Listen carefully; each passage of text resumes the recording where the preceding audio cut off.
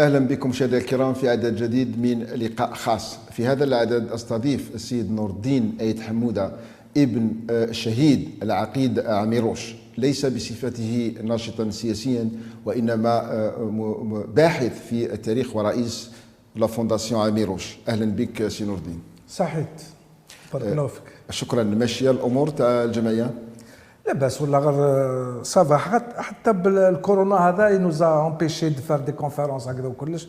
يظهر لي منا وهاك القدام وتتحسن الدعوه ان شاء الله، نتمنى. ولكن التاريخ الجزائري يليق للشبان، سي نوت فونكسيون اي نو دوفون ان تري دونيون انتر لو باسي إلى جونيس. يجب أن يكون همزة وصل بين الماضي والحاضر. في هذا اللقاء سنتناول بعض القضايا المهمة المتعلقة بتاريخ. سيد نور الدين أيد حمودة يقول أنه مهتم بالأرشيف، مهتم بالتاريخ، وأنه بدأ حياته وهو طفل صغير من خلال زاوية الأرشيف وتاريخ الثورة. يقول أن لديه كثير من الحقائق حول تاريخ الثورة، ما قبل الثورة وحتى ما بعد استقلال البلاد. سنحاول أن نكون موضوعيين إلى أقصى حد وأن نعتمد على الوثائق وعلى الأرشيف ونتطرق إلى بعض القضايا في هذه المناقشة. أهلا بك سي نور الدين مرة أخرى. معروف أنت ولدت في منطقة شلف أو عين الدفلة في وادي الفضة، وبديت حياتك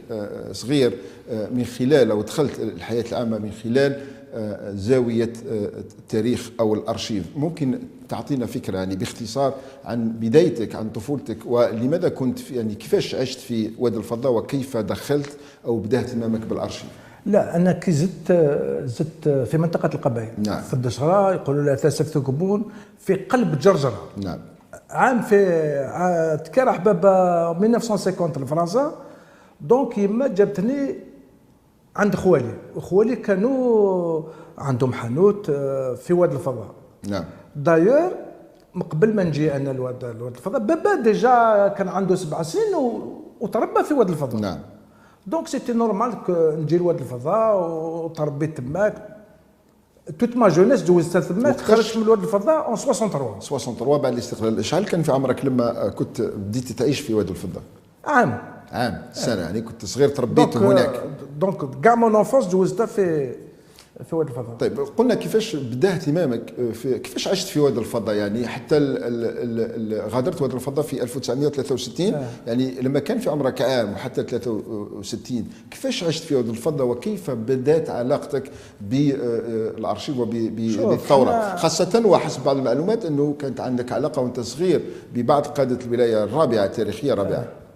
لا، في وقت الثوره انا جدي اللي كان مربيني كان من المسؤولين تاع الجيش لا فلان في المنطقه تاع واد الفضاء. نعم.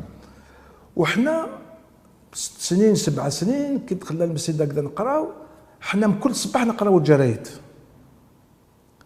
ونشوفوا شكون المجاهد اللي مات، واش المعركه اكسيتيرا. دونك من نهار كنت صغير وانا كنت متعود باش نقرا الجرايد، وخاصه اللي تخص لي زارتيكل اللي خصو الثوره. دونك جو مسو ريتروفي نورمالمون امبليكي دون لا لوت دو ليبراسيون ناسيونال بار لي في دي جورنو. وكنت صغير دو طون اون طون كونت يا ان ارتيكل اللي يعجبني نحيه ونخليه. جو في دوني ان تروك لو 29 مارس 59 حنا سمعنا ال 28 مارس 59 باللي عميروش مات، مي ما امناش، لان كل مره يقول لنا عميروش مات عميروش مات، مي اون سي با اون ايتي با سور بلي مات. غدو من ذاك الصباح نضت باش نروح نشري الجورنال من قبل ما ندخل المسجد. كانت واحد المراه يهوديه مدام غاناسيا الله يذكرها بالخير، انا اللي كنت نروح نشري الجورنال كل صباح. ذاك اليوم كي دخلت باش نشري الجورنال قالت لي نو مون فيش جو te donne pas le journal aujourd'hui, vas-y demande à ton grand-père de venir parce que بابا كان لا اون دو تو لي جورنال. كي رجعت انا ما فهمتش علاش قالت لي هكذا، كي رجعت قلت لجدي، قلت له مدام غاناسا ما حبش تمد لي الجرايد، تقال لي مال باباك مات. وبعد راح هو جاب الجرايد. دونك من نهار نشفى روحي وانا كنت نقرا لي زيفينمون تاع لا لوت ليبراسيون ناسيونال، سيتي ان تروك نورمال بالنسبه لي. خرجت من عين من وادي الفضة في 1963، التحقت بالعاصمة. في العاصمة أيضا بدات علاقتك بالأرشيف بالتاريخ. ايه كملت. باش نقول لك انا شكون اللي جابني للعاصمه، بن بله الله يرحمه. رحمه الله. نعم. بن بله اللي زقالي شفتو نون سولمون جابني للجزائر، مي مد لي دارو في العري عباد رمضان جوست اون فاس دو بالي جوستيس. دونك كنت اون فاس دو بالي جوستيس نسكن جوست فوق السينما الدنيا زاد. اي احمد كان يسكنوا 3 ايطاج، انا كنت نسكن في 6 ايطاج. و 64 كي يجيبوا جماعه الافافاس يشرعوا لهم، انا كنت نروح لبالي جوستيس. سيتي اوسي une manière pour moi de poursuivre l'histoire. هذا مجاهد، هذا كذا، هذا كذا، هذا كذا. اي بوي الشيء اللي صرا 62 63 كاع القاده تاع الثوره كاع داهم بومدين الحبس، توبليجي كل صباح تصب واحد داو الحبس، هذا كان كولونيل داو الحبس، هذا كان وزير داو الحبس. دونك tu étais obligé. Moi j'étais toujours lié à la lutte de libération nationale. منخرط في شؤون تاع الثوره. كيفاش جابك بن بله؟ يعني على اي اساس جابك وعطاك المنزل تاعو تسكن فيه؟ والله غير كنت مع العائله نتاعك؟ كنت وحدك مع الوالده مع الافراد العائله؟ الوالده ماتت 56. مع من كنت؟ كنت مع جدي. مع جدك. نعم. ساكن مع بابا تيما خوالي. نعم مع خوالك. كنت انت وجدك في المنزل تاع بن بله باش نروحوا؟ هو اللي جابنا 63. دونك جوست لا كريز تاع لافافاس. دروك انا ما على باليش لا فيه اغراض سياسيه وراه، ولكن الشيء اللي نجم نشهد، انا نعرف كاع القاده تاع الثوره، ننجم نشهد باللي بن بله سي لو بلوز هيومان في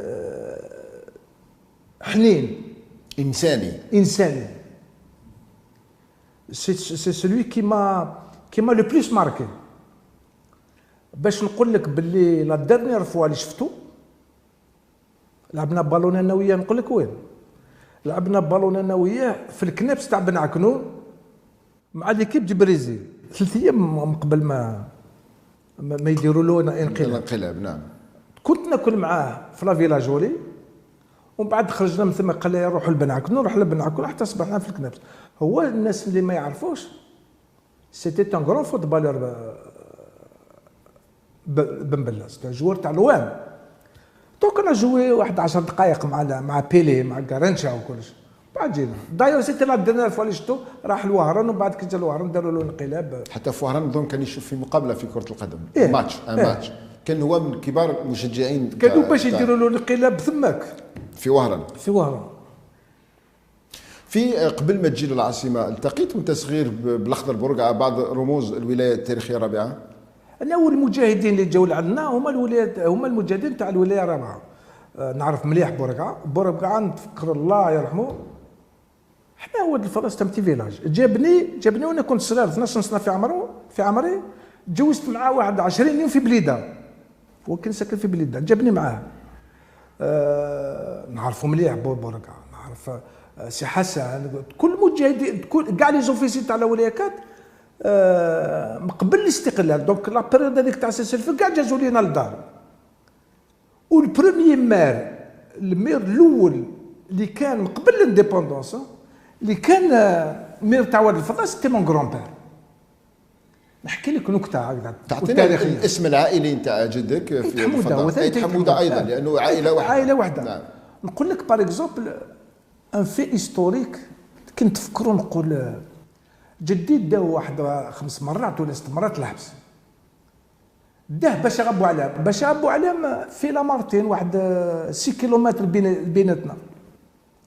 كي داه باش غابو علام من الحبس ابري لا تورتور راح شافو قال له بالعدوي، يقول يزقوا له بالعيد زواوي، يا بالعيد زواوي اسمح لنا وحنا ما على بالناش باللي انت نسيب 700 قروش وكلش. قال له بون الحشيت بات في داركم. يقول له انت نسيب 700 قروش، يقول له الحشيت بات في داركم. قبل ما يحلوا الباب باش يروح واش يقول له باش يغابوا عليه؟ قال له يا بالعيد ما تنساش باللي نسلك روح.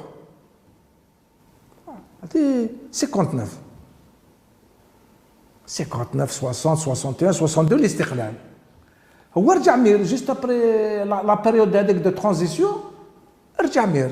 انا كنت معاه في لاميري قاعد في ذاك الوقت. المير عنده بيسكليت، ما عندوش اوتوموبيلات 504 كيما دروك، عنده بيسكليت. حتى زقولوا الجندرميه تاع فرنسا، لا جندرميه كانت جوست ان فاس تاع لاميري. زقولوا قالوا له مسيو البريزيدون il y a un convoi qui vient de Lamartine, il est encerclé par vos félagas. قال لي تجي معايا. فدنا البسكليت رحنا احتسبنا الافطرك من قدام، الاخرى من اللور، المجاهدين مسركلينهم. قال له واش كاين هذا؟ كان ماشي عارف لا سي سليمان ولا شكون اللي كان تماك. قال له في الطوموبيل هذاك كاين باش غابو على ما يخرجش منها الكوريا با بروبليم يروحوا باش غابو على ما يخرج. جا بابا راح جبر رابيل 403 كحله، هبط هكذا لا فيتر. شافوا بابا قال له سعيد الحاج، قال له يا بالعيد ما تنساش نسلك روح. اي سي مون غران بير كي نيغوسي مع المجاهدين باش بشار بوعلام يروح لفرنسا. وكي وصل بشار بوعلام لفرنسا والسود د لا فرنسا، كل عام يبعث له لي بوناني ويقول له لا تحب تجوز لي فاكونس روح عندنا اكسيتيرا وكلش. تهاني. تهاني. جيت انت للعاصمه في 63 يعني بديت تعمل في قطاع الارشيف او الامور المتعلقه بالتاريخ. هكذا وحدي كنت الجريده نقراهم في ذاك الوقت، باري ماتش في ذاك الوقت، لو موند في ذاك الوقت، ليبيراسيون كنا نقراو كاع لان كنا نقراو الجرايد تاع الخارج. الجرايد ديالنا ما كاش حتى واحد، ما كان ممنوع تتكلم. انتم دروك انا ما كنتوش عارفين كيفاش كانت الجزائر ونيفو دي ليبرتي. حتى واحد ما كان يهضر على ايت احمد ولا بوضياف، ولا تهضر على بوضياف يدوك العبس. شوف تهضر على بوضياف يدوك العبس. إبا حتى السبعينات 71 هكذاك كان السي حسن محيوز الله يرحمه كان الديريكتور تاع مسؤول تاع القسم الرقابه في حزب جبهه التحرير. زقالي قال لي لا تحب تجوز لي فاكونس لهنا، كنا بكري في لي فاكونس نروحوا نخدموا في الادارات. رحت كاش ما تصور مع دورور، رحت نخدم معاه. واش عطالي نجمع كاع الحرك تاع الجيري. كنا في دي دوسي تاع الحرك تاع الجيري كاع في اي اداره. حنا كنا نروحوا لا كازورا اكسيتيرا وكلش، باسكو الحرك كانوا يخلصوهم. دونك رامني لي دوسي تاع الحرك. وعلاش كي تكون الانتخابات نشوفوا السيد هذا لو خبيث لا ماهوش خبيث، لو حركي لا ماهوش حركي. دونك جافي بالعقل برك سي نور الدين، حتى المشاهد العادي يفهم. حسن محيوز لما كلفك بهذه المهمه بصفته شكون؟ كان مسؤول، كان من اكبر المسؤولين تاع في لابلاص ليمير. كانت عنده المقر السابق للحزب يعني. الحزب كان هو اللي تشاف الديبارتمون كونترول، اللي تشاف الديبارتمون كونترول. محيوز مجاهد كبير معروف، نظن معروف حتى وممكن نتحدثوا عليه لما نجيو على بعض القضايا في هذا الحوار. نعم. بديت تبحث هنا، دخلت زاد اهتمامك بالارشيف. جافي كاع الحركه تاع الجيري، ودو طون زون طون كي نحوسوا على واحد اللي ما رشح روحو نسبوا حركي. دونك اون انفورم لا ولايه ديالو تنحيه. ما نتكلمش على ربما 20 ولا 30 الف مجاهد في تونس وفي مروك. انا بلوس دو حركي كنت مجاهد في البلاد هذه. هذا تصريح خطير يعني. عندك وثائق من الارشيف تاكد هذه الارقام؟ انت اطلعت على هذه الارقام شخصيا في ملفات وزاره، في ملفات الحزب او الاداره الجزائريه؟ بيان سور. دروك كاين يا دي تيز كون انت فات سور سا. الناس كاع راهي تكتب على التاريخ ديالنا، احنا ما نكتبوش عليه. لكن معليش الكتابات شيء والاطلاع مباشره على الوثائق اللي تاكد شيء اخر. هل توجد وثائق تؤكد هذه الارقام؟ شوف انا كنت تكلمنا على الوثائق. انا عندي بار اكزومبل وثيقه على بالي شكون اللي مات في منطقه القبائل في 1871 دشره بدشره، وصبت الدشره ديالنا عندي واحد 6 ولا 7 من العائله ديالو ماتوا في 1871 في ارجل. يا دي زارشيف دروك تروح الجرايد في ذاك الوقت تصيبهم. يا دي زارشيف. لكن سي نور الدين لما تقول كان عندنا 15,000 مجاهد في البلاد، يعني هذا رقم قليل جدا يعني عدد. لا لا لا لا لا بدون الولايه الاولى. نعم، في اي ولايه تقصد يعني؟ في اي ولايه 15,000؟ لماذا؟ نعم. ان لي الشفر اللي عندي انا لي الشفر تاع الكونغري دو لا صومال. نعم فهمت. وفي الكونغري دو لا صومال ما يكذبوش دونك لي الشفر هذو باسكو الولايه الاولى ما حضرتش في المؤتمر الصومال. مي تقريبا يقولوا باللي المجاهدين اللي موجودين في الولايه الاولى موجودين في الولايه الثالثه، ولكن اللي هضر عليهم عميروش والحواس هاوليك معليش سي نور الدين، يعني ممكن تعطينا من 15,000 وين 15,000؟ 20 اوت 56 كان عندنا 15,000. 56 يعني 56 مش حتى 62 لا يعني هو رقم لا كبير من بعد. لا ماشي فرق كبير، وهذو ما قعدوش من بعد 56 كان بزاف اللي ماتوا. مثلا في الولايه الثالثه اون 59 كانت عندنا 12,000 مجاهد. 12,000 شهرين تاع لوبيراسيون جمال ماتوا 8,000 ماتوا. لكن ماتوا يعتبرون شهداء مجاهدين ثم شهداء سي نور الدين. سي سور شهداء. ما نقول لك باللي ما كانوش في هذاك الوقت. واش عند بالك الناس كاع طلعت للجبل؟ الكثره فيهم كل ماشي بالسيف ما يطلعش، تطلع ولا تموت. وفي ذاك الوقت حتى باش تطلع الا تقتل واحد من قبل ما تطلع هكذا كل الناس طلعوا الشبان طلعوا سيترا كلش. مي اون افي با بلوس دو 15,000 ماكيزار اون 56 بين اللي ماتوا اسيدي اون 62. على بالك بلي ابارتير دي غروند اوبيراسيون نهار جا دو غول اون 58 هو جا على بالو بلي راه رايح الجزائر رايحه تستقر. الى لي نيغوسي افيك لو اف ال ال. مي دو غول يحب بلادو استا ميليتير. Il a décidé de négocier en position de force. Donc il est يحطم الجيش. Les opérations بداو من مروك حتى لتونس. قطعوا المجاهدين دون لي زاني 60. وصلوا حتى جماعة الولايات. السلاح ما يدخلش. المجاهدين ما بقاوش. وي. نبقاو في الارشيف يعني. انت خدمت على الارشيف هنا في الجزائر، ونظن حتى بحثت في مراكز الارشيف لا في فرنسا. في الجزائر ما فيهش ارشيف، ما على بالناش. فيه مثلا لي زارشيف تاع الجزائر. انا ما نسمع المدير يتكلم على لي زارشيف تاع الجزائر. لي زارشيف تاع الجزائر حتى واحد ما على بالو. شوف لي دو ريجيون عندنا مركز تاع ما كاش منها موجود مركز كيفاش اودي روح تجيب الفيش ما يقبلولكش. شوف لي دو انستيتيوشن اللي بعثوا 62 لي غرون زارشيف هي لا ولايه 3 بعثت 11 كاميون. ولايه 3 اللي كان احد القاده تاعها والدك الله يرحمه عمي روش ما عنده الحاج وكلش. لي زارشيف هذو ميرا ايضا ميرا في فتره قصيره ما بقاش بزاف فتره قصيره نعم. ولكن لي زارشيف هذو الطاهر امير روشان اللي كان لا ماتير غريز تاع الولايه 3 كان سكرتير تاع امير روش. سكرتير دو بي سي دو ولايه. هو اللي كان قبض. هو ستان غريفي en 1947 غريفي سكي في كي لافي ادمينستراسيون صح الحكومه.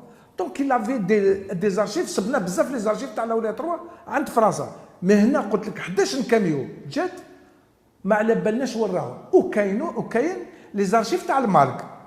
لي زارشيف تاع المارك جاو حتى من ليبيا كاميوات. في شهاده المقامي محمد المقامي ربي يرحمه يقول انه قافله كبيره من الارشيف من ليبيا الى وهران نظن، وتم تحويل كميه من هذه الارشيف. لي زارشيف تاع المارك اي سون تري انتريسون باسكو عندهم لي زارشيف في المروك، عندهم لي زارشيف في تونس، وعندهم لي زارشيف في ليبيا. اي بي كانت ادمينستراسيون يعني تي با ما يحولوش لي زارشيف وكلش. وين راحوا هذو؟ ما عندكش فكره انت وين راحوا؟ انا قالوا لي كي جابوهم المينيستر دو لا ديفونس. مينيستر دو لا ديفونس واش داروا بهم؟ والله العظيم ما على بالي. نظن في الشهاده تاع المقامي ربي يرحمه يقول تم توجيههم من ليبيا مباشره اظن الى وهران وليس الى هنا الى العاصمه. لا داو من وهران، نقول لك وين يديهم لارجو، باسكو تماك افيكتيفمون كاين لا باز تاع ارجو، ولكن في ارجو لي زارشيف تاع الاولياء 3 جابوهم المينيستير لا ديفونس. في رايك كاين اشياء يعني خطيره في الارشيف اللي ربما ما تسمحش بكشفه الان باعتبار انه مازال فتره قصيره بين تاريخ الاستقلال والان؟ شوف لي زارشيف ما فيه حتى حاجه خطيره، تو ديبون كيفاش تقراه و تو ديبون كيفاش تستعمله. ولكن التاريخ انا عندي بعض لي زارشيف جامي نوريهم، عندي بعض لي ديكلاراسيون راهو معنا ما نجمش نوريهم باسكو ما على باليش كيفاش الناس راهم رايحين يستعملوهم ضد اشخاص، يستعملوهم سياسيا. ولكن يليق يكونوا، انا لي زارشيف اللي جبتهم النهار الاول مديتهم كاع الميزي تاع ديال تيجوز، واش راهم يديروا لعندي حتى به في عندي بعض لي زارشيف والله مام هذوك ما نجم نديروا لهم، يديروا لي كوبي يخرجوهم وكلش. لي زارشيف ملاح، مي لي هيستوريان دوف ترافايي سور دي دوكيمون ماناش رايحين نديروا التاريخ. لكن البعض وهذه معروفه في كل دول العالم انه الارشيف يعني كاين تصنيف لهذا الارشيف، البعض يسمح به 50 سنه 50 كاين احيانا اكثر، لانه ممكن حتى 70 سنه يكون الشخص مازال حي، ممكن يسيء الى العائله، ممكن في اشياء، وهذا اللي يمنع لاسباب اخلاقيه وانسانيه وقانونيه من فتح ابواب الارشيف على مصراعيه.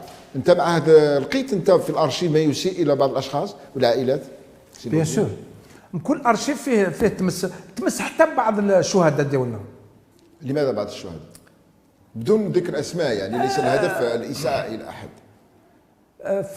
في الانتروغاتوار ديالهم قالوا بعض الاشياء ان ربي يسمح لهم، وتنجم تجيب لا ديكلاراسيون ديالو نتكلم على باب الله انها موجوده في انترنت.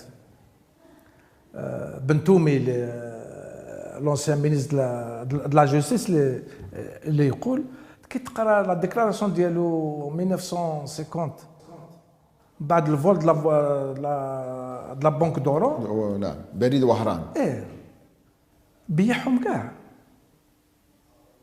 بيع عيط حماد، بيع مون كوزان، بيع عمار ولد حمود اكسترا وكلش.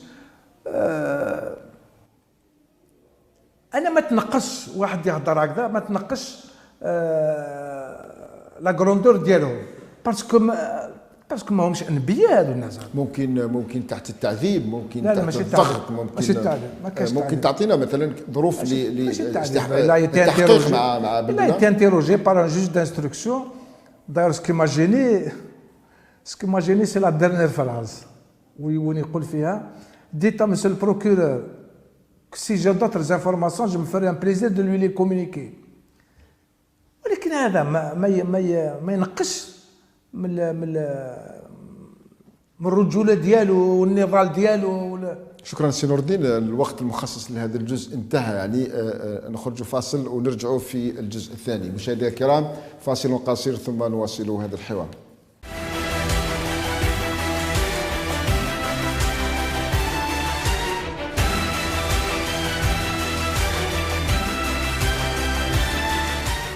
اهلا بكم مشاهدينا الكرام في الجزء الثاني من لقاء خاص الذي استضيف فيه سيد نور الدين أيت حموده.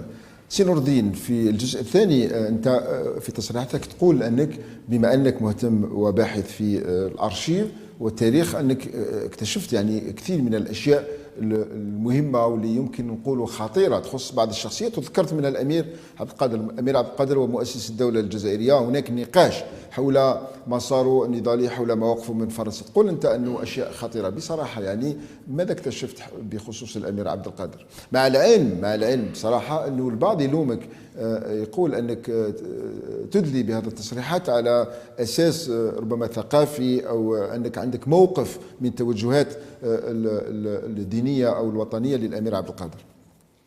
لا انا ما عندي حتى مشكل مع الامير عبد القادر، ولا ما نعرفوا هكذا شخصيا هكذا. اكيد ما تعرفوش، ماشي في وقتي، ماشي في وقتي. نعم لكن فيما يخص دينيين تاع الامير عبد القادر، هو سي با ان انتيغريست، صوفي. نعم. دونك سي ان اسلام ليبرال. نعم. وحتى واحد ما ينجم ينكر باللي 15 سنه هو الكفح فرنسا وحده. بزاف من مره الى يسي دانتيغري لي زوتر ريجيون دو بي، منطقه القبائل القسطنطينوا ما مشاوش معاه، ما مشاوش معاه. يظهر لي لما كان دار خطا، لما يروح مثلا منطقه القبائل حب يديروا له المبايعه كامير المؤمنين، كسلطان كسلطان على الجزائر. نعم. ما قبلولوش، ولكن حارب 15 سنه هذه حتى واحد ما ينحيها له. المشكل ماشي تكون معاه ولا ما تكونش معاه، ولا التاريخ لا يرحم كما يقولوا. لي في هيستوريك سون دي في هيستوريك. انا بالنسبه لي واحد اللي يكون جزائري حقيقي ويرفد السلاح باش يكافح فرنسا، ونربط مع عميروش، ماشي باسكو بابا، مي سي باسكو سي سولي كو جو كوني لو ميو. عميروش سركلاتو فرنسا في بوسعاده بلافياسيون بدي ميليي دو سولدا، كافح حتى مات. ينجم يسلم روحه، وكان يسلم روحه كون مازالو حي الان. كاين بزاف القاده تاع الثوره سلموا روحتهم. ولكن كي تكون انت امير عبد القادر، امير المؤمنين، كانش هو امير المؤمنين، كان سلطان. سلطان اوريزمون السلطان سي انكور بير. تسلم روحك البيجو شويه قبيحه. تقصد المعاهده مع بيجو؟ ايه، دار معاهده مع بيجو، باع له الجيري، باعها له سو التريتي دو لا طافنا، قال له لو نور اون فو لاس، مدوا لي برك ليو بلاطو ماسكارا ميديا. حتى الجزائر نظن، حتى الجزائر فيها في القليعه، فيها المديه، فيها الجزائر، فيها معسكر، فيها غربيتو. دونك الى ليسي لا فرونس. البلاد هذه ماشي ديالك باش تسني عليها واش تمد ولا واش ما تمدش. انهزمت معليش، انهزموا رجال من قبلك. لكن بعض اللي يدعموه حتى هو يقول انه هذا مش استسلام وانما اتفاقيه حرب، ناكور دو غير، اذا جازت هذه الترجمه، يعني زوج في حرب توصلوا الى اتفاق مثل ما يحدث بين دولتين. شوف الفرق اللي كاين بين كريم بالقاسم والامير عبد القادر. الامير عبد القادر سنيه لا طافنا يمد الجيري لا فرنسا. كريم بالقاسم سنيه في ايفيون نحى الجيري لا فرنسا، رجعها لنا. ولكن تبدلت موازين القوى، هناك ظروف تغيرت. ما تمدش البلاد. انهزمت داكور، اوكي، ما تمدش البلاد ماشي ديالك. شوف من 1960 62 كنا ندو الاستقلال، و 1960 كل ماشي البروبليم تاع الصحراء، والناس اللي كانوا يتفاوضوا ثم كما كريم بالقاسم ما حبوش يخليو شبر من الصحراء الجزائريه. لكن البعض يقول حتى كريم بالقاسم المفاوضين في ايفيان خلاو بعض المناطق لفرنسا، نعطيهم مرسل كبير، نعطيهم كثير من الامتيازات. الامتيازات سا سي دي كومبرومي. قال تقعدوا 20 سنه لهنا، بالضبط. نعم. قعدوا لي بومب اتوميك ديروهم، مي اي نون با ليسي ان سنتيمتر كاري اللي ماشي صحيح. وزيد بزياده بارابور الصحراء، مروك، لا ليبيا، النيجر، المالي، كانوا في نفس الوقت احنا كنا نتفاوضوا مع فرنسا، هما يطلبوا من فرنسا باش يديو اون بارتي دو سارا.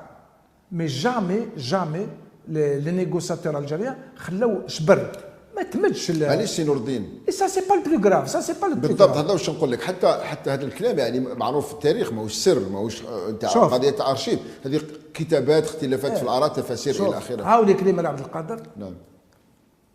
لي فوتو هذو، نعم، كي تشوفهم لنا نحاولوا لا ليجون دونور، حاولوا اوريجينال عنده لا ليجون دونور. نعم. لماذا فرنسا تمد له مدت لا ليجون دونور لبن مهدي؟ هذا هو الاكتشاف اللي تحدث عليه فيما يخص لا كان اكثر من هذا. نعم. شوف انا الشيء اللي تعجبت به بيزمارك في 1871 لما المانيا كانت في حرب مع فرنسا، خمم بيزمارك باش يطلب من الامير عبد القادر باش يجي يعاونوا في الجزائر باش يحاربوا فرنسا. كتب له بريا بيزمارك قال له ماذا بك تجي انت تعاوننا. هو الرد تاع الامير عبد القادر: louange à Dieu, excellence, celui à qui vous avez adressé l'offre de marcher contre la très glorieuse et très généreuse France et de vous prêter le concours sa loyale épée devrait par mépris et déclin s'abstenir de vous répondre. Que nos chevaux arabes perdent leur crinière avant qu'Abd el-Qadir ben Mahieddin accepte de manquer à la reconnaissance qu'il a pour le très puissant empereur Napoléon III, que Dieu le protège, ça veut dire Nasarahullah. Que votre arrogante et injuste nation soit envelie dans la poussière et que les armes de l'armée française soient rougies du sang prussien, que leur orgueil soit puni. Tel est le vœu du serviteur de Dieu. يعني لو نترجموا بالعربيه انه بيسمارك ارسل رساله الى الامير عبد القادر يطلب فيها مساعدتهم في مواجهه فرنسا، ورفض الامير ماشي برك الرفض تاع فرنسا. نعم، يعني هاجموا، قال لا يمكن حتى طلب مني هذا الطلب، وانه انا في خدمه الامبراطور نابليون الثالث، وانه فرنسا دوله كبيره في ودوله 1000 سنه. نعم. في 1000 سنه. نعم. الشيخ المقراني في 1871 طلب من الامير اما يجي يدخل الجزائر ولا يبعث له وليده باش يقاوم لهنا. جاوبوا لي الامير عبد القادر: جو دينونس سيت انسوريكسيون. الجزائريين نعم يدينونس سيت انسوريكسيون، الانتفاضه contre la justice, contre la volonté de Dieu et la mienne. Ça va pas la tête, non? Nous prions le Tout-Puissant de punir les traîtres et de confondre les ennemis de la France. Bachar Abou Alem jamais قال الكلام هذا، ما سي با نورمال. وفرنسا ما تنكرش صحابها، فرنسا كاع في الكتابات الامير عبد القادر لامي de la France. À l'occasion actuelle فرنسا دارت لي زالوكاسيون الامير عبد القادر ليومنا هذا، ولاده الى الان الى الابد. En 1912 سي خالد بن هاشمي اوفيسي اون الجيري، كان اوفيسي لارمي فرونسيز، ياخذ 999 فرنك. خالد الامير خالد حفيد الامير عبد القادر. نعم. ابو الرحمن 3550. حتنسى اميراتيس امين فيد عبد القادر، زينب فيد عبد القادر، كلثوم فيد عبد القادر، رقيه فيد عبد القادر، زهره فيد عبد القادر، خديجه فافد عبد القادر مرتو الله يرحمها، حفيظ سلمى فيد ابراهيم، حسيني سعد، كاع كانوا يخلصوا من عند فرنسا لا بونسيون ليومنا هذا. هذا المبلغ هذا نعم شكرا. هذا il a été voté par l'Assemblée nationale française. نعم. Il a été voté par l'Assemblée. Là c'est 9900 francs. Bien sûr. فرون. في ذاك الوقت. فرون فرنسي. في ذاك الوقت. نعم. في ذاك الوقت. دونك كانوا ياخذوا لا بونسيون من عند فرنسا ليومنا هذا. إدريس الجزائري. راح نطرح لك سؤال، يعني إدريس الجزائري كان دبلوماسي جزائري، كان في نيويورك، كان في كثير من العواصم العالم، هو أيضا معني بهذه الأموال اللي تلقاها من هذا اتهام، يعني هذا من الأرشيف الفرنسي. بيان سور الوثائق هذه استخرجتها من الارشيف الفرنسي. لاسومبلي ناسيونال فرونسيز تجيبو اي واحد. انت جبتها من مراكز تاع ارشيف من فرنسا منين؟ بصراحه سؤال، يعني اذا ممكن انت مهتم بهذه الامور. يعني ريغل جينيرال اون دون جامي نون انت tu es journaliste. On ne donne jamais le nom de la source de ces informations. دروك اللي يقول لي باللي كذب دار شرع راهي موجوده، سي دي زارشيف. هي في الحقيقه والله العظيم غير سي ان جو دونفون دافوار لي زارشيف كيما هذا. برك لي الجيريان تروح لفانسان تجيب، تروح لمارسيل تجيب، لا بريس شوف لابريس الشيء اللي كاين في لابريس الفرنسيز عجب. شي المصادر المفتوحه يعني مفتوحه. حنا برك ما نحبوش اون فو با سو دوني لا بان. انت واش رايك يعني انت تقول انه ادريس الجزائري وكان دبلوماسي جزائري يعني يتلقى الاموال من الفرنسيه. ادريس الجزائري خلينا من دبلوماسي. نعم. كي تشوفوا انت تعرفوا شخصيا لا ولكن معروف شخصيه عامه معروف. لا نعرفه شخصيا. نعم. اقسم بالله ما عنده ريحه تاع الجزائر. ما تقدرش تنفي عليه ريحه الجزائر. لا يعني جدود الجزائريين. نقول لك الشيء اللي نفيناه. نعم. انا شكون اللي ليستوار ديال الجزائر هو ما نفيناش. على بالك باللي فيه جزائريين عايشين في فلسطين ليومنا هذا. نعم. جزائريين يتكلموا القبائليه ليومنا هذا ما وصلوش باش يكونوا جزائريين. راهم طالبين باش يكونوا جزائريين والدوله الجزائريه ما قبلتهمش. الناس اللي نفاتهم فرنسا نوفل كاليدوني راهم ولادهم يطالبوا باش يكونوا جزائريين وراهم يتكلموا الجزائريه وتعلموا العربيه وكلش. ما مدينا لهمش لا ناسيوناليتي الجزائريه. ادريس الجزائري كي تهضر معاه تقول ما ستار امريكا في الحقيقه قعد 20 سنه في لي ناسيونز يوني. والعائله تاع الامير عبد القادر نقول لك انا حاجه اللي ما دخلش 60 دولار الجزائري نحرك. لماذا حرك؟ لماذا؟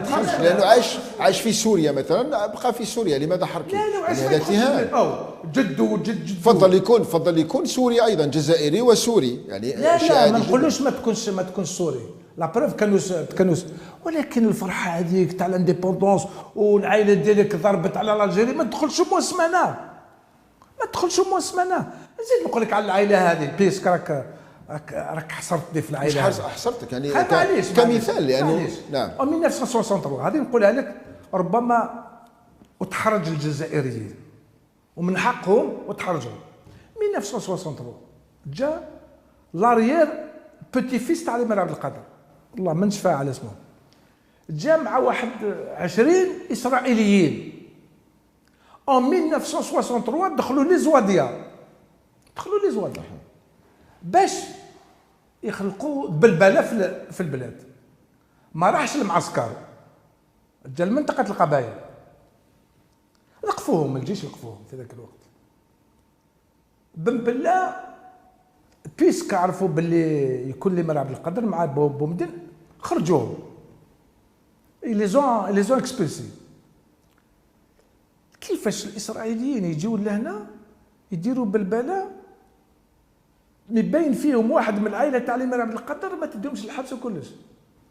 انا يظهر لي الخير اللي حب يرجعوا بومدين ولا بن بله على باليش شكون اللي ياخذ القرار لاسرائيل. ان الشيء اللي ما تعرفوش اسرائيل en 1962 فوتات بور لانديبوندونس دو الجيري. هذه معلومه خطيره يعني لما تتهم بن بله او بومدين بتقديم خدمه لاسرائيل بصراحه هذا شيء غير معقول. لا خلينا نعم كنا نقول ممكن خموا باللي اسرائيل صوتت على الاستقلال الجزائر وتركيا صوتت ضد الاستقلال الجزائر. تركيا سي لو سول بيي مسلمون كي ا فوتي كونت لانديبوندونس دو الجزائر. صح ولكن خلينا نرجعوا للسيد هذا بالضبط لانه هذه التفسيرات هذه تبقى تفسيرات واراء وليست حقائق يعني لا احد يشك في موقف بن بله او بومدين من اسرائيل يعني بصراحه. البارح برك نعلو بليس البارح كان عندنا رئيس الجمهوريه الله يطول له في عمره كان يبوس في البريمير مينيستر الاسرائيلي في المغرب في 99 نعم في 1999 نعم. دونك المشكل ما بقاش. هذا السيد هذا لما رجع الزوج مع اسرائيليه دونك ولادو اسرائيليين. دخل مع تسهال كان عسكري في تسهال من قبل ما يموت طلب باش ما يدفنوش كيما يدفنوا كاع المسلمين سور لا ماك لا ديريكسيون لا ماك. والقبر ديالو il a vécu dans un kibbutz israélien. نعم.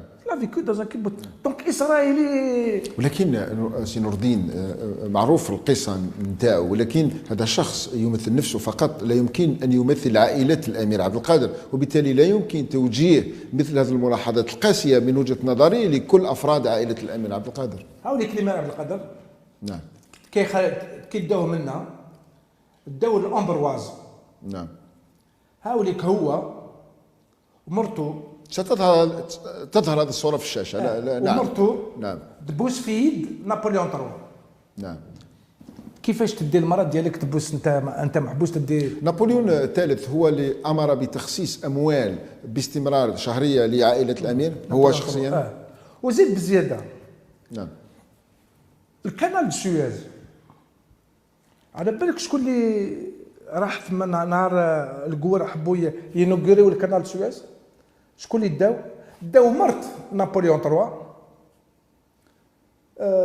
ان روا المون بروسيان والامير عبد القادر كان حاضر ثماك. لانه معروف ثاني الامير عبد القادر، طبعا انا لا ادافع عن الامير عبد القادر، ولكن وجهات نظر يعني معروف محبوب من طرف المسيحيين والاوروبيين، لانه دافع عن المسيحيين في 11000 هما كانوا يقتلوا فينا لهنا بارك الله. ولكن هذا معروفه هذه الواقعه الان، حتى يتهموه بانه ماسوني وانه كان، ولكن ممكن يقدر يكون، ولكن لحظه نطرح لك سؤال ومن بعد تجاوب. ممكن جدا المواقف تاعو كانت لاسباب انسانيه، حتى لانه هذه ديانات، الخلافات مع الدول وليست مع الديانات، ممكن جدا تحمي مسيحيين، تحمي يهود، تحمي، لا يعني انك تحمي اسرائيليين او صهاينه. نسبرك يحمي الجزائريين في ذاك الوقت. هاي اللي يقول لك الامير المقراني بعث له يقول له يا تحمي علينا، قال لهم فوزات دي ميكريون. اذا انت حكمت عليه بانه خائن. في ذاك ما نقولش خاين. نعم. التاريخ حكم عليه. كان 15 سنه هو يحارب فرنسا، رجع يحارب على بلوتو يحارب فرنسا، رجع يحارب مع فرنسا. هذا هو ماشي انا اللي قلت له روح تقعد مع فرنسا. اي نقول لك بالنسبه لي شكون ما بقيناش في بلاد. ديت بنتي عندها واحد 3 شهور هكذاك، اسمح لي، رحنا نحوسوا لا كازبا، قلت له نديك وين مات بتي عمر مع لاباطاي درج. لا في لاباطاي درج ديتها تماك مع لي لابوينت، مع علي لابوينت. الله يرحمها، نسيت هذاك الله يرحمها ثاني مات. حسيبه. نعم. حسيبه. نعم. انا بالنسبه الرمز تاع الثوره هو بتي عمر، 14 سنه في عمره، محصور هكذا، ما حبش يخرج. نموت وما نخرج لكم. متوقف كما جاء في فيلم، يعني متوقف لوبيوم، يعني متوقف. ما ترونديش للعدو. واحد صاحبي ربما تعرفوا انت، لا دير سبور، ولد شهيد كان يلعب في الجاسكا، سلم عمري. نعم. كان يقرا على عمي روش، قال لي في الليل على الوحده تاع الليل، قال لي نور الدين، قلت له واش بك تسقر على الوحده؟ قال لي الا تفهمني حاجه. قال لي الحمد لله يا ربي عمي روش مات. قلت له علاش تقول لي الكلام هذا على الوحده تاع الليل؟ قال لي ايماجين سلم روحه، كي يقرا الكتاب هذاك صاب اللي ما ينافي اوكين شونس باش يسلك. قال لي اوروزمون ما سلمش روحه. قلت له علاش؟ قال لي كون عمي روش سلم روحه. قلت له من ذاك المجاهدين تاع الوليد 3 كاع يهبطوا يقول لك عمي روش سلم روحه، واش بقى ندير؟ ان شيف نو سو رون با. صح. يموت واقف. يعني يموت واقف. ماتنا بتي سيرجون على السكري اكسيتيرا وكلش. معليش انا جي ما طونت خط عمي روش خطو يا رب، خط عمي. انا عندي جي 18 بيرسون دون ما فامي اللي ماتوا دوبي 1871 وحنا نماتوا مازال. خط عمي روش فاطمه 18 يوم وفرنسا تعذب فيها ما قراتش، جابوها خرجوها من الدشره ديالنا 500 متر، داروا لها ليسونس وحرقوها بليسونس وما قرتش. وانت امير تروح تروندي بال افيك طون شوفال افيك. امير عبد القادر يعني كان مساعي كما مثل الوضع نتاع ميروش. راح نرجع لك اسئله على ميروش ربي يرحمه، اعاده الاعتبار لميروش اسمع ميروش من طرف رئيس سابق ربي يرحمه شادلي بن جديد. ايضا عائله الامير عبد القادر تم تكريمها من طرف نفس رئيس ربي يرحمه شادلي بن جديد، وقضيه اعاده الجثمان الى اخره معروفه. يعني كيف لا تفسر، ولكن كيف ترى مثل هذا القرار تاع السلطات وتاع الرئيس؟ شوف احنا رانا نخلصوا فيما يخص التاريخ. نعم. نخلصوا كاع لي بومب اللي حطوهم لنا بومدين. نعم. كيفاش تدي لي بوذيه في الحبس 62؟ كيفاش تدي تحمد تو لي كوندانا مور؟ بورقع كي يحكي لك واش داروا فيه ما تصورش ما دارش فرنسا فيه. بن خدام كاع الناس اللي داروا ثوره تديهم الحبس، وتفكر الامير عبد القادر اللي راه في سوريا، اللي مات في سوريا، اللي كان يدافع، اللي تجوز كاع حياته يدافع على فرنسا، تجيبوه وتحطوه في العاليه. ولكن هذا يبقى مهما كان رمز من رموز الجزائر بسلبياته بايجابياته. هذه دارها بومدين، دارها الشادلي بجديد بلوتو دارها. لا الامير عبد القادر جابوا بومدين. نعم. جابوا بومدين. نعم. بوتفليقه دار اوسي نفس العمليه. كان ليروبور تاع تلمسان. نعم. قول لي كيفاش صالي الحاج شكون؟ نعم، قبل من صالي الحاج. نعم. كانوا يسموه ليروبور تاع كولونيل لطفي الله يرحمه. الله يرحمه. نعم. كولونيل لطفي من ابرز قاده الثوره في في الخامسه. نعم. من تلمسان ايتوديون اكسيتيرا وكل شيء. تنحي لطفي باش تحط، تخيل تنحي لطفي باش قول لي ثاني مسالي ما قتلش، مسالي كيما الامير عبد القادر. سي فري لا ايتي ان غران بونوم، ان غران ناسيوناليست. مي ا بارتير دو موا دو جوان 54 رجع خايب. صحيح. سي لي كا كري لو مينا لا في دو كيلكان ما نجموش نوقفوها في تاريخ معين. في تاريخ هكذا. سوا كنت انت ضد اعاده جثمان الامير عبد القادر الى الجزائر؟ انا ضد يبقى في العاليه وداروا له باتيمون فوق راسو، الوغ عبان كريم اكسيتيرا هكذا شغل كلاب راهم تحته. حاشا يبقاو. لا هكذاك يشوفوا رموز. وعلاش دير لي باتيمون فوق الامير عبد القادر، باتيمون فوق بومدين والاخرين صغار قدامه. على بالك كيفاش مات العموري الله يرحمه. نعم الله يرحمه. نعم. وتبكي الدموع. نعم، ولكن هذا مش موضوعنا، ممكن نتناقشوا فيه فتره اخرى. باش نقول لك المسؤولين الجزائريين عندهم عقده بالنسبه للتاريخ تاع 54 62 باسكو ما داروش الثوره. بومدين سي السول كولونيل في العالم اللي رجع كولونيل بلا ما يتيري انسان بعض. سي نورمال تكون عنده عقده بالنسبه للمجاهدين. انت تحط بوذياف في الحبس. نقول لك حاجه، كاين سي نور الدين، اسمح لي نقول لك حاجه. تفضل. 1968 كان جون بول سارت يديستريبيو لي تراكت في سان ميشيل في احداث ماي في سان ميشيل في 68. نعم. وقفوا لا بوليس داو الحبس، داو الكوميسارية.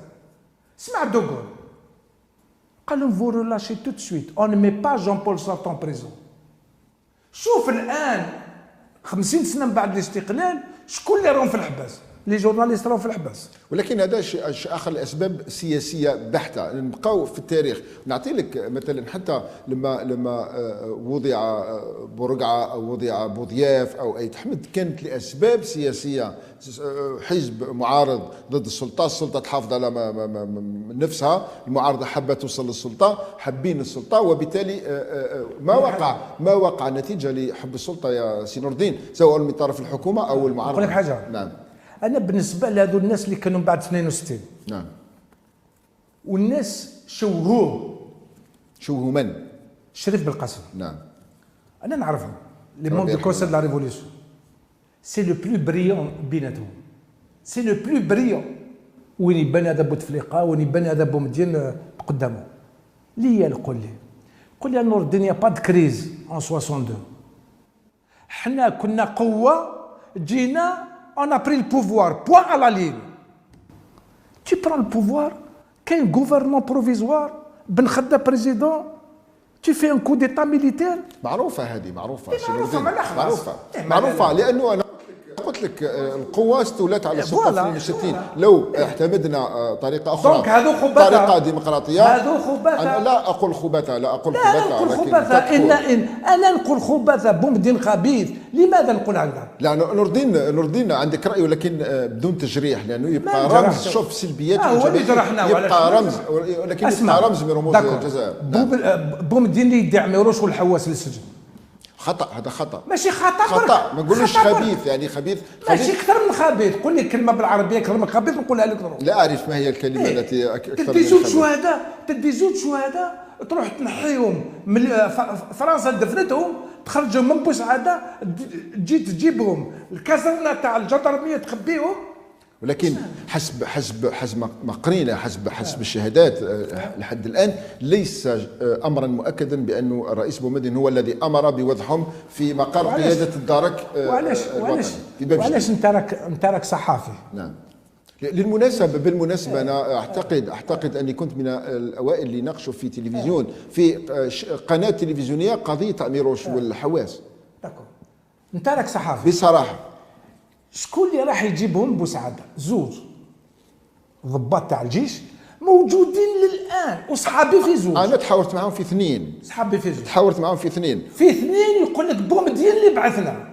تحاورت معهم في اثنين حتى، ولكن يعني حتى البعض يشكك في شهاده احد هؤلاء، مثلا مهدي شريف واحد. نقول لك واش دار بومدين. الفيلم تاع لوبيوم الباطل اخي راه في الرئاسه اللي دار لوبيوم الباطل. نعم السيد احمد راشدي. نعم احمد راشدي. لوبيوم الباطل افيون والعصا. نعم. بومدين اون بيرسون ايت انترفوني باش ما يسميوش عميروش في الفيلم. من مصدر المعلومه تاعك؟ قلنا اذا كان ارشيف، اذا كان وثائق رسميه، ما ممكن كلام في كلام. راه راجل لهنا يقول لنا كيفاش بدل. انا مامري قال لي كيفاش بدل الاسم. شكون مامري؟ كاتب القصه، مولود مامري كاتب القصه. نعم. يقول لنا وعلاش بدل الاسم تاع عميروش. يبقى هذا سؤال مطروح، هل صحيح ام لا؟ ممكن جدا نعرف الجواب في يوم من الايام. على كل حال الوقت خلاص في هذا العدد، ممكن مش ممكن يعني سنواصل النقاش في العدد الثاني من لقاء خاص. وفي العدد الثاني ابدا من سؤال ربما يحرجك سي نور الدين، يتعلق بشهيد ربي يرحمه العقيد عميروش. ايضا ما دام انت مهتم بالتاريخ اكيد طلعت على وثائق، وممكن جدا لقيت وثائق تتعلق بقضيه لابلويت، قضيه الدور اللي لعبه عميروش وبعض قادة الثوره في ازهاق، اسمح لي بالكلمه هذه، ازهاق ارواح عدد كبير من المجاهدين والمثقفين بعد ما تعرض عميروش الى خديعه من المخابرات الفرنسيه. هل وجدت في الارشيف ما يشير الى هذا؟ هل وجدت ما يشير الى ندم عميروش؟ هل انت نادم الان في مكان عميروش في مدام الوالد الله يرحمه؟ سنتناول هذا وغيره من القضايا، ما زال كثير من النقاط في العدد الثاني من لقاء خاص. موافقة سي نور الدين؟ موافقة. شكرا لك. انتهى هذا العدد الاول من لقاء خاص، سنلتقي ان شاء الله في العدد الثاني. مشاهدينا الكرام، انتهى هذا العدد، سنلتقي مع نور الدين أيد حمودة ابن العقيد الشهيد عميروش لنبحث معه كثير من القضايا التي اراها مهمه وتخص تاريخ بلادنا. نعم. ما رجعناش لبن بدري. سنرجع لكثير من النقاط. اذا انتهى هذا العدد، سنلتقي بكم في العدد الثاني ان شاء الله. تصبحون على خير.